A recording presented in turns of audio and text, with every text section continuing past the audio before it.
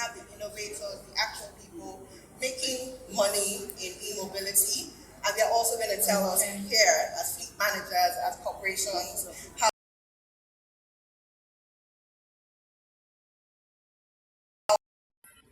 building a viable business model for the charging, for the swapping infrastructure, in the areas in which you're operating.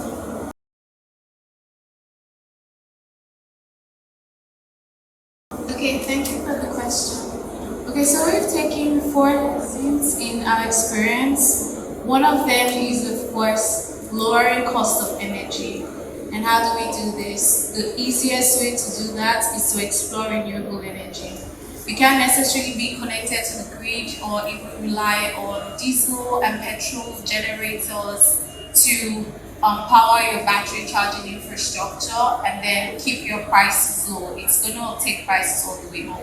So what we do is we explore as much as possible renewable energy. We look at solar, and then we also stay updated on market trends, hydrogen, and even exploring some of the newer sources of renewable energy. As we all know, like nuclear energy has been like one of the most innovative sources of energy of late.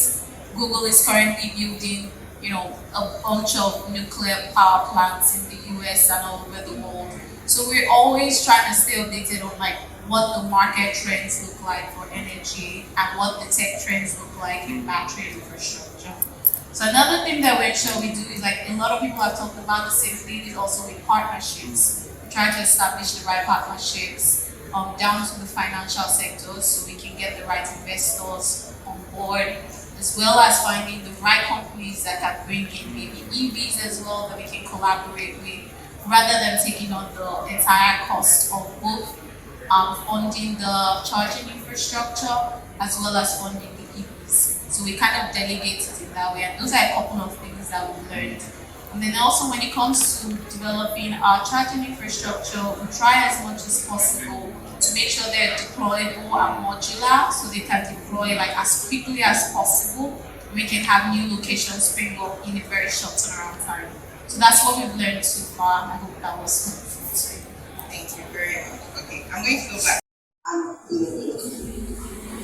What do you take into account? So if there are other organizations here thinking about going into the battery swap system, what, from an engineering perspective, how do you approach from a physical and urban design, how you plan your swap stations, especially again considering grid reliability, user accessibility, and the cost as well?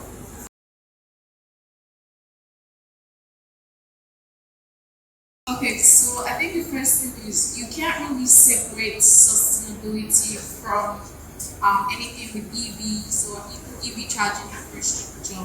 So I'll say like the major thing that we really talk about on our end is designing whatever stations we're building. We're trying to design that as sustainably as possible. So that takes taking into account all of the green building techniques that are being employed. So I'm a design engineer, sustainable design engineer, and also a member of the Green Building Council of Nigeria. And one of the things that helps me make is, of course, staying updated on the technologies in the sustainable building space. And that's definitely something we take into account. And like I've mentioned already, another thing we really take into account is modularity. So you want to have these stations be deployed as quickly as possible, because the EV space is rolling out quite quickly. So whatever it is you're designing in terms of like engineering the infrastructure for charging stations, you want to make sure like that's happening as quickly as possible. Like we work really fast at swap station mobility, and that's one of the things we take into account, the quickness of the deployment. And then, like I've said, I think I mentioned this already, is that it's a very high capital intensive operations. So you want to make sure that you're considering all of the costs that you can reduce as much as possible. So one of the things that we do on our end is developing our own workshop. So what that means is that we can deploy much faster, we can save costs, we can do things like buying bulk. We don't necessarily have to be dependent on the market or the changing markets, so that we can plan for longer periods of time and larger bulk infrastructure. So those are a couple of things that we do, that we consider. And I think like we've also mentioned renewable energy as a really big one. And then solar, like we've all talked about, is being adopted really really quickly.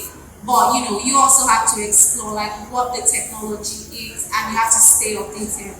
And I think that even segues to like some of the challenges is that the industry is always changing, like constantly. So you need to of course stay updated on what exactly is happening. I mean, me personally, I do quite a lot of like courses all the time. I'm always studying, and everyone's like, "What are you studying for?" Again, it's like I want to know what is happening in my industry, and I want to stay updated on it. So I have to make sure I'm getting certified in the right way. So like when you're in the EV space, especially the charging aspect of things, you do have to make sure you're staying updated on the technology, and then you're uh, exploring that in real time or deploying that in real time.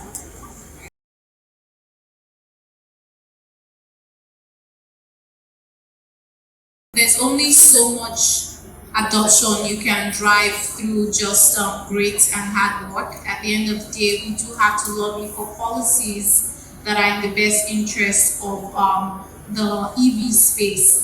So I think like in the next 5 years, if we're able to keep meeting like this and collaborating, coming together as groups, we'll definitely be able to put in the right policies that support adoption of EVs in not just Lagos but also Nigeria.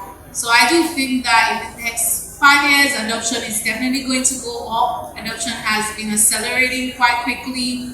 I think like even with drops in battery prices over the past last year and this year, it dropped like 30%. That's also like helped with the adoption. So I do see that becoming more and more feasible. EVs becoming more and more accessible. I think like the other day I posted an EV on my story, and my cousin in the UK, she was like, "What are we doing with EVs in Nigeria?" I started explaining to her that this is how much the space has changed, and I got her for being someone who was thinking, "Yeah, that's never going to be a thing," to now thinking, "Oh, I didn't even know that that's what you guys have been up to over there." So I think like if that keeps if the industry keeps going the way it is, we're definitely going to see more and more adoption to the point of EVs just being like regular ICE vehicles.